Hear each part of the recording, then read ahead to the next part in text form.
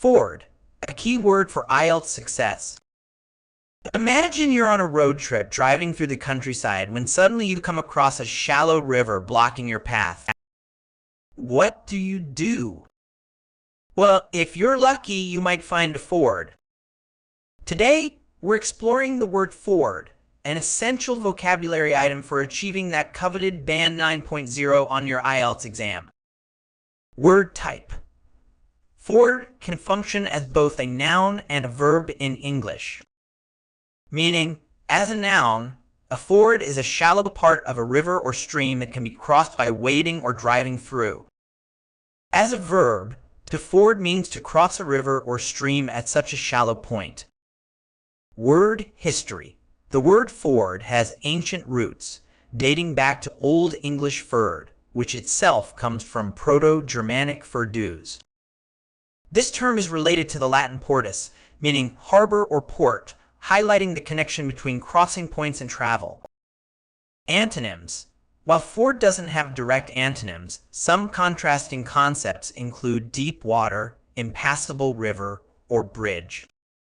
Synonyms. Some synonyms for ford include crossing, wade, shallow crossing, and river crossing. Examples used in sentences. Let's look at how to use ford in context. As a noun, the explorers discovered a natural ford that allowed them to cross the river safely. As a verb, despite the strong current, the experienced hiker managed to ford the stream without difficulty. Here's a more complex sentence combining both uses. The absence of a proper ford forced the travelers to ford the river at its widest and most treacherous point. Common errors in use. One common mistake is confusing ford with fjord. While a ford is a shallow crossing, a fjord is a long, narrow inlet with steep sides created by glacial erosion. Another error is using ford metaphorically without proper context. For instance, saying you forded a problem doesn't make sense unless you're using it in a very specific literary context.